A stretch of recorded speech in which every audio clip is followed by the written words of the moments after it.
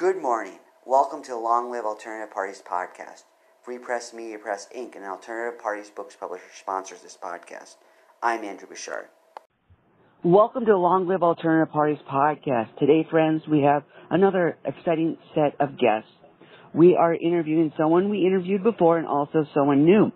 They're with the Independence Alliance Party. It's Phil and Bob. Welcome to the podcast, Phil and Bob. Andrew, thanks for having us on. A pleasure to be back, and I'm glad to have Bob Hopkins with me as well. Great to be here, Andrew. Thank you. Gentlemen, let's get started by you kindly giving us an introduction to yourself, a brief biographical sketch. Sure. I'm Phil Fuehrer, State Chair of the Independence Alliance Party here in Minnesota. I've been involved in alternative politics, trying to give folks other choices for a little over 25 years. And I am Bob Hopkins, and I'm a member of the executive committee of the Independence Alliance Party, and at large. And my background has been in government and politics, but right now I'm a small business owner here in Minnesota. Oh, interesting. What small business do you own, if you don't mind sharing? Well, it's a printing and marketing company. Oh, cool. Okay. In Rochester, Minnesota. Rochester. Okay. I used to live in Minnesota, so I'm familiar with Rochester. Yeah, the home of the Mayo Clinic. Awesome. All right. Before we discuss some new parts of your platform, since we interviewed your party last a couple of years ago, your party joined forces with the Alliance Party. So kindly discuss how that process worked and what motivated you to do that. Sure, yeah. So in middle of 2019, we officially affiliated with the Alliance Party nationally. There are a lot of parties taking up that center moderate space in the U.S. And the Alliance Party was and is an opportunity to try to bring together some of those parties to create a new party, but a new type of public servant that's available as well. And it's the opportunity to run, local and statewide candidates. And the beauty in its name with the Alliance Party, it's an allying of different parties across the country coming together and giving states the chance to develop their own platforms and run their candidates, but do so under a bit of an umbrella nationally. Okay, sounds good. So you did officially affiliate in 2019. Is the reason I thought it was later was because did you change your name later? Is that why I thought it was later? Well, our genesis is the Independence Party of Minnesota, and folks may remember Jesse Ventura. We elected him back in 98. We were briefly with the Reform Party back in those days, but we started as the Independence Party. Ventura got elected under the Reform Party banner. We had tweaked our name, and then we moved back to the Independence Party in 2000. And then in 2019, when we did affiliate, we tweaked the name. We added a dash alliance to our name just to note that we had some national affiliation. Okay, sounds good. So since you've made some improvements and some further progressions on your new platform, kindly highlight your new platform for our audience. Yeah, I'd love Bob to take this one. Bob Hopkins was our state platform chair and sort of a big architect on developing the new platform that we have and creating a new center. So, Bob, take it away. Sure thing. So, we embarked on an effort to update the platform earlier this year, and after a lot of work from myself and from the entire committee, I believe we've come up with a really strong platform that, as Phil had noted, defines the new center. We wanted something that rejected the extremes of the far left and the far right and defined a new center through three major new themes. And those are freedom, family, and free market. And a lot of the policies outlined in the platform really address and pertain to those three main themes and kind of build out the larger story of the new center. Okay. So specifically, what are your positions on the various issues? Some people may interpret center or moderate differently, so kindly tell our audience what are some of your different views on the different issues. Sure. So, from a freedom perspective, we support policies that honor an individual's rights and ability to decide what's best for themselves. Okay. We believe in an inclusive society that protects everyone's rights, where all citizens should be free of discrimination based on race, religion, ethnicity, sex, and sexual orientation. As far as the issue of families go, I would say it's a very family friendly and very strongly supportive of families. And some of the policies that we discuss include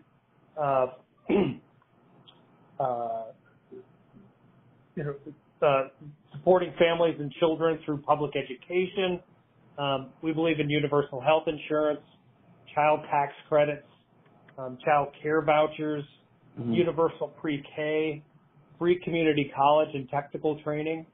We believe in eliminating income tax for working families, not just for the poor and the destitute. And the bottom line is we're looking at addressing a lot of the kitchen table issues that many working families deal with on a day-to-day basis. So, and those are, anyone with children knows what some of those main issues are. How do I afford child care and continue to work in my job? How can I send my kids to school? And will they get a good education? How am I going to save for college? Everybody wants their kids to grow up and to do better than they've been able to do, to realize their full potential. And so these types of policies all address some of those concerns. Another one, of course, is universal health care. Health care is probably one of the biggest expenses that families and individuals, quite frankly, face today. In some cases, many households, up to 30% of their income goes towards health care. That is just not sustainable. And we like to work from a policy standpoint to build a universal health care system that can support everyone. And Andrew, as you go through the platform, I think you're going to see that this new Independence Party platform here in Minnesota is a nice blend of where I think people are. It's got some economically populist combined with free market solutions, with the goal of creating a dynamic and uplifting free society focused on the well-being of all, so that we can all realize our fullest potential. So when you say economic populist, you mean they're against corporate concentration and they don't want to be controlled by society, yet they don't want communism either? Is that what, or socialism? Is that what you mean by populist? I think from my perspective, it includes things as Bob had talked about universal health care. Okay. Universal pre-K. Those are some things that I think are economically populist. Folks favor them. They like the policies, and they have the benefit of actually helping people. As Bob outlined, child care. For a lot of folks, you have a child, and now you have to make the decision. You were a two-income family, and now you have to make the decision: does somebody stay home? Does somebody leave the workforce? Because that's the choice you got to make, and that's how expensive childcare is. Yes. So it's those kinds of ideas, blending that with individual freedom. Okay. So is your party wanting to focus on implementing this in Minnesota, or is your party part of the national strategy to implement it nationwide, or both? Well, frankly, I think it's a little bit of both. I think we start here in Minnesota, but we do want to serve as a role model within the Alliance Party nationally, and other entities. Sometimes you hear the phrase mergers and acquisitions. There are other independent parties. We're not done trying to pull people together and pull that center together, and create a viable, competitive alternative to the duopoly and the two established parties that exist. Sure. So specifically in Minnesota, besides these issues, are there any things that your specific to Minnesota that your party is focusing on? I think. Oh, go ahead, Bob. No, I was going to say, obviously, some of the more populist aspects of the platform are important and, can be implemented in Minnesota. As Phil had noted, we hope that that's a model for other states and perhaps to be adopted nationally. But we're also looking at things like free markets, okay, and building out opportunities for small businesses to be more successful. okay. One of the things that you might look at when you're talking about universal health care, one of the things that strangles many small businesses is, healthcare expense. Yes. I mean, many people don't look at it that way, but the truth of the matter is, and as a small business owner, I certainly know and understand that it certainly wasn't within my wheelhouse and my realm of expertise to try to offer healthcare insurance to my employees. So having policies that are, you might say, populist in nature, focused on, working families also can be very business friendly as well. Oh, okay. And we're also focused on, eliminating some of the regulations and taxes that might impede growth among small businesses. And we're looking at other strategies that can be implemented on a state and perhaps national level that would be sources for income that might offset some of those costs. One of those that we propose in the platform is a CO2 tax. Okay. That would hopefully be a significant source of income, but also help get to levels that meet our environmental sustainability and reducing our carbon output. So we also feel as though it affords opportunities for poor, marginalized, and indigenous communities and many rural communities to be able to earn income through carbon sequestration and other programs like that. So we're trying to be innovative and thoughtful, in not only in helping working families, but also support a business community and helping it to thrive and succeed. Yeah, that does sound innovative. When you said income source, I was thinking, wow, that's an interesting take on it. I've heard people mention the carbon 2 thing, yet I don't know if it's me or if that's the way it generally is. I don't hear it associated with as an income source for these communities that need income sources. So yes, that sounds innovative. Yeah, there are other successful programs around the country, specifically in Washington State and in California. Washington State is a bit a new entrant into they call it the carbon investment because they see it as an opportunity to invest in technologies that will allow businesses to be more successful in limiting the output of carbon, but also taking that income and being able to invest in local economies. So it really is what we would think of as a program that would kind of satisfy both ends of that spectrum, helping to build up a more vibrant economic sector while also supporting local communities and providing some funding for some of the programs that we're interested in supporting. Okay. So what else is in your platform? Well, I think there's a very strong component for strengthening democracy. Okay. So some of the things that, we talk about implementing include, universal voter registration and voter ID. Now, the state has already, the state of Minnesota, which I think is, leaning very forward in the area of strengthening democracy and promoting pro-democratic values and policies. But one of the things that we often hear of is, how can I go to a polling place without a license or some kind of ID and be able to, go ahead and vote. So, and there's also the issue of people who are, maybe seniors, maybe poor or marginalized people who maybe don't have a driver's license, maybe don't own a car. We believe that the state should be able to provide them with a state ID that would serve as their voter registration at no cost to them. We believe in open primaries.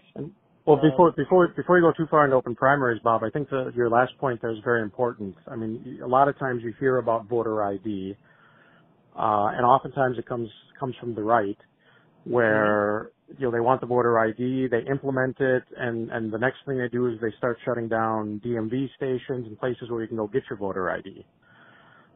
Georgia is a classic example of that.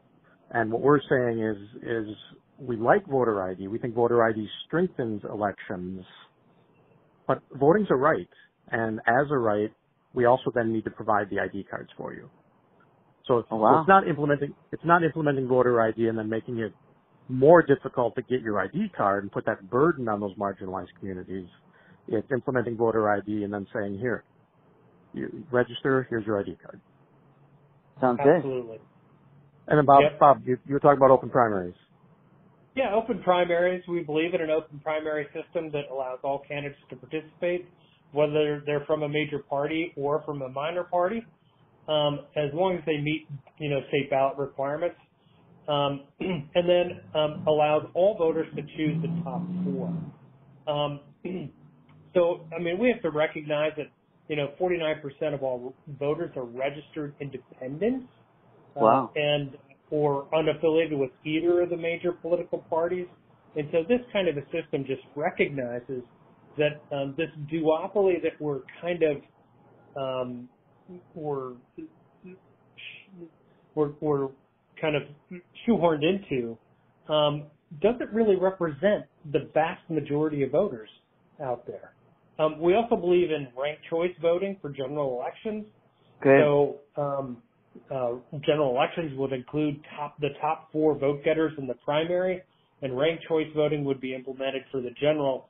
If no candidate receives a simple majority, then the ranked choice voting system would be used to eliminate the candidate with the least number of votes and apportion those votes to the second choice, and that's the way that kind of works. And that happens until one of the remaining candidates achieves a plurality of the vote. And I think that, a number of localities in Minnesota, and I know that the state is looking into that, but we're not quite there yet. So it's something that we really want to continue to emphasize and press on. And it's interesting, Andrew, too, on the ranked choice voting.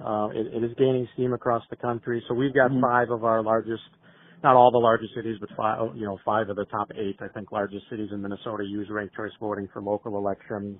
Awesome. The state of Maine has implemented it for the entire state, and Alaska, I think about a year and a half ago, implemented it for themselves as well. So it's an alternative voting method that allows voters to eliminate the wasted vote syndrome or that spoiler syndrome, because you can rank order your candidates. Maybe you like me the best, so you give me a number 1. And Andrew, they like you number 2, and Bob, sorry, you're number 3. So you're able to rank those candidates and those choices. And maybe I'm not going to, I don't really have a chance of winning, but you can, with good conscience, go ahead and cast your vote for an alternative candidate or for the candidate that you prefer, knowing that if they do come in last or they don't have broader support, your vote will then shift over to your next choice. Yep. That sounds like a good way to do it. And another thing that, we're looking at and propose in the platform is amending the Minnesota State Constitution to provide for the use of public referendums and initiatives. Oh, good. We feel as though the public should have a remedy to address issues and provide policy solutions that the legislative or executive branch just have either been unwilling or unable to address. And we've seen these referendums be successful in a number of states recently, particularly as it relates to reproductive rights, but it can be used for a number of other issues as well. And we feel as though that would help strengthen democracy as well. And with any issue, the details, the devil's always in the details. And so with any of the policies, including initiative and referendum, I mean, you could easily point to like California, where you can say, well, maybe initiative and referendum doesn't necessarily work all that well or fantastically. So it's how it gets implemented, and we're certainly aware of some of the pitfalls that you need to avoid with initiative and referendum. But it gives people the opportunity to sidestep a legislature if they're not doing their job. Sounds good. Those are good election reform parts of your platform. Well, we think the platform, the platform in a whole, it's the first step and the next step to building that competitive alternative third-party option, certainly here in Minnesota. And as we've mentioned earlier, we show some success here, so that can be done, serve as a model for the other states. Under federalism, states are the laboratories of democracy. We'll prove it here, how effective an alternative to third party can be, and start to export that elsewhere. Sounds like a good strategy. So in regard to the party, are you having candidates in the next election in 2024? Is that in progress right now? Kindly share what's going. Yeah, we're recruiting candidates. We're looking for candidates. We've been talking to some potential state representative candidates. We are still looking, if anybody lives in Minnesota and you're interested, we are looking for a U.S. Senate candidate still. That's the big race that's on the ballot. But yeah, running a variety of local candidates, anything from school board to city council to mayor through state representative. And as I said, we are hoping to find a U.S. Senate candidate next year as well. Okay. So if somebody is interested in being a U.S. Senate candidate, would the first step be contacting you and you guide them through what they need to do? Would that be the best way to do it? Yeah. Email us at info@mnip.org. So info@mnip.org. Okay. So in addition to those races that are coming up in 2024, what other plans does the party have? Is the future looking like for you? So we are trying to moving into a sort of a reorganization strategy here with the new platform. So to roll that out and get folks re-energized and re-engaged and reinvigorated, using sort of a meetup style type of events, getting those on the books, sort of, we're using microbrews. They're, I think popular across the country, but certainly popular here in Minnesota, and, meeting at those and doing, little roundtable discussions and info sessions, and, with the tagline of first beer's on us. Come on out, learn about us, learn a little bit about us, and, we'll have a discussion, and we think you'll like what you hear and get you more involved. So you said free beer? Well, first beer on us. See, you like it too. Yeah, that people should like that. People like beer, so I take it that will get more people interested. That's a good approach. Well, we're getting ready to kick these off, and we're hoping it is successful. We think it will be. Yeah, it sounds like a good idea. So you're planning to do those in 2024? I'm hoping that we can start kicking these off right after Thanksgiving, so we're at the tail end here of 2023, and then keep them going through 2024. Oh, good. Yeah, that sounds like a good idea. So for our audience, if they want to, if they want to become one of your Senate candidates, they would contact info at, it was at mnip.org? Correct. Yep, that stands for Minnesota Independence Party. So mnip.org. Yep. Okay, so otherwise, not just U.S. Senate. If you're interested in running for your city council, give us, send us an email. We'll talk to you. If you're interested in getting involved, and we've got some leadership positions that are open, whether that's anything from precinct captain to, we do have a couple of congressional district chair openings. But if you want to get involved in leadership and sort of really organizing the party and boosting us forward, contact us. And even if you just have questions, send us an email. So the general best email address is info@mnip.org, right? Info@mnip.org. That's our catch-all email address. Okay, great. So what about your website? Would you please give that to our audience, what your website address is? And that one's easy too. It's www.mnip.org. Oh, great. Awesome. So before we part today, is there any last words you'd like to give our audience? Bob? One thing that I'd like to jump in and just say that, we believe that this platform, you might say, gives us the opportunity to get out there and build greater awareness for the party. Sure. And again, kind of defining that new center. A lot of third parties are out there, but I think that in this case, our platform is very well defined. We really know the direction that we're going in, and we have some very strong policies to support that. And we believe that that's going to help us not only build support for the party, but also begin the fundraising process, hopefully recruit more candidates in 2024 for local and statewide races. And we look forward to supporting those candidates with campaign messaging and other social media efforts. And hopefully the goal is to win some elections. Sure, and, yes. Make these policies into a reality. Great.